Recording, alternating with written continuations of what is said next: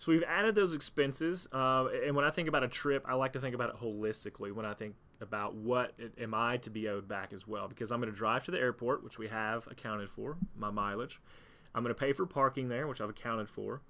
Once I get on the plane, that's already been paid for here. I'm going to fly to my destination. I'm going to get my rental car, which has been paid for. So we see that line item is already up there as well. Now the next thing you're going to have to remember is cars take fuel.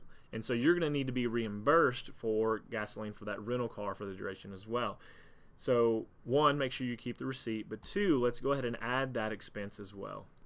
So we see here we've added it as a non-mileage. Again, the mileage only represents our personal vehicle, so non-mileage for the gasoline for the rental car. And the date that you're going to be returning, and estimate $30 to $45 usually per week. And I'm going to add it in there. Again, we can always adjust these prices once we come back to the voucher. You just want to make sure that you don't undercut that number in your authorization, because that's all that's going to be set aside to pay for your voucher.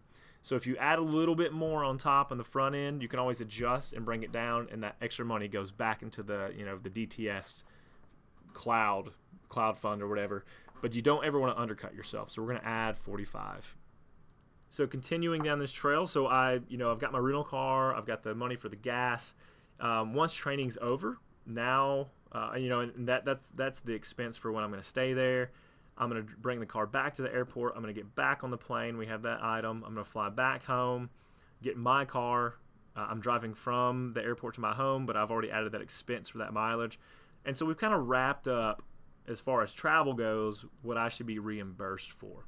Now, there may be some other things that are in the MOI or the LOI, such as a parking expense at the hotel. Maybe so, even though you have that rental car, you may have to park at the hotel you stay at.